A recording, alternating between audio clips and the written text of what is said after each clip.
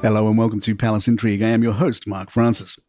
Prince Harry is reportedly reeling from what insiders are calling a deeply personal snub by actor John Travolta, a blow that underscores the Duke and Duchess of Sussex increasingly strained standing in Hollywood's inner circle.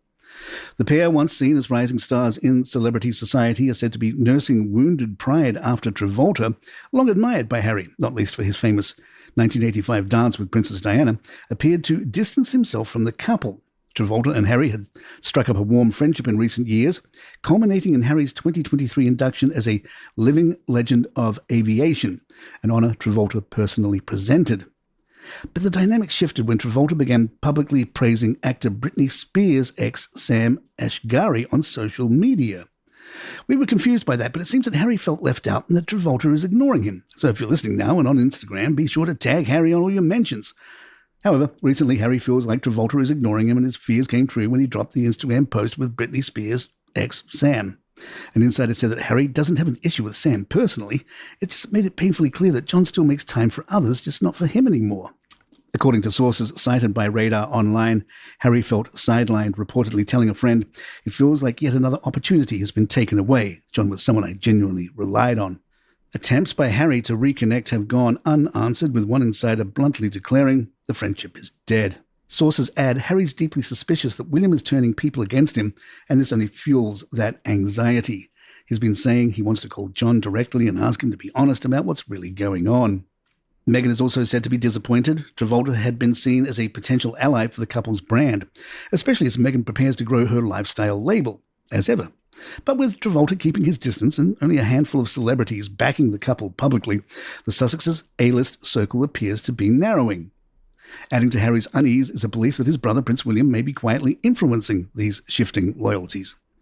Harry's deeply suspicious that William is turning people against him, said a source. It's fueling his anxiety. As their Hollywood alliances cool, the Sussexes may be facing the hard truth of fame. In Los Angeles, loyalty isn't guaranteed, even if your mother once danced with Danny Zuko.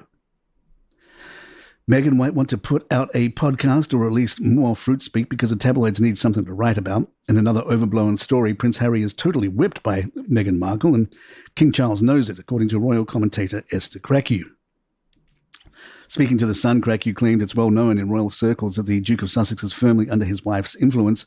She said, "We know that King Charles said something about him being whipped." Fresh revelations from royal biographer Sally Bedell-Smith have ignited a storm of controversy, with claims that Queen Elizabeth II harboured serious doubts about Meghan Markle long before the Sussexes stepped back from royal duties. Speaking on The Sun's royal exclusive show, royal commentator Phil Dampier described the allegations as dynamite, suggesting they confirm long-held suspicions that Meghan viewed Prince Harry as a stepping stone rather than a life partner. Dampier emphasised the credibility of Bedell-Smith's account, noting her close ties to Lady Elizabeth Anson, a cousin and confidant of the Queen. According to Bedell-Smith's Substack feature, Royals Extra, Lady Elizabeth relayed that the Queen once remarked Harry was possibly besotted and a bit weak, and feared he was being manipulated. The Queen had initially welcomed Meghan warmly, but that enthusiasm reportedly gave way to concern and disappointment. Harry has blown his relationship with his grandmother, Lady Elizabeth said, reflecting on what she saw as a growing rift.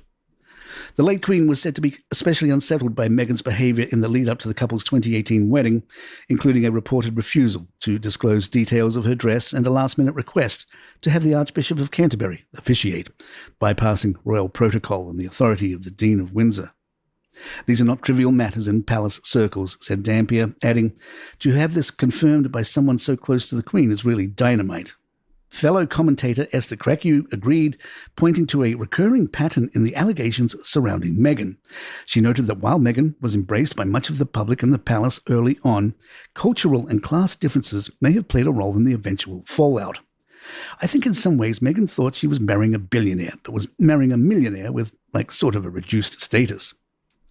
Lady Elizabeth, who died in 2020, reportedly told Bedell-Smith that Meghan had been not bad in the early days, but had grown increasingly difficult and demanding, even allegedly earning the nickname Me-Gain among palace staff. "She sees things in a different way," Lady Elizabeth said in 2018, foreshadowing the couple's eventual break with the firm. By 2019, her tone had hardened further. "I don't trust Meghan an inch." The biographer also recalled how tensions between the brothers had become a matter of quiet concern inside the palace. The wedge between the brothers is really too bad, Lady Elizabeth lamented. More Palace in just a moment. Our new spin-off series, Crown and Controversy kicks off tomorrow, with Season 1 taking a look at the courtship of William and Kate. There will be new episodes every Sunday on its own feed, so follow Crown and Controversy on your podcast app. And if you'd like to listen to the entire season right now and commercial-free, just become a premium subscriber to Calaroga Plus for just $5 a month. You'll get this show, Palace Intrigue, without ads, Crown and Controversy's full season available ad-free right now, and over 25 other series on our network, which is thousands of shows, all without ads or feed drops. So if you're on Apple Podcasts, just click on that banner up there that says uninterrupted listening, and you can get 30 days free. So for other podcast apps, just go to calaroga.com/plus. The link is in the show notes. And you can do this on any player, any app, any device. Crown and Controversy launches tomorrow. We'll see you there. From time to time, we like to see what the other royal houses are up to. In Sweden, elite bodyguards are facing a wave of scrutiny, and not from foreign spies, but from their own fitness trackers.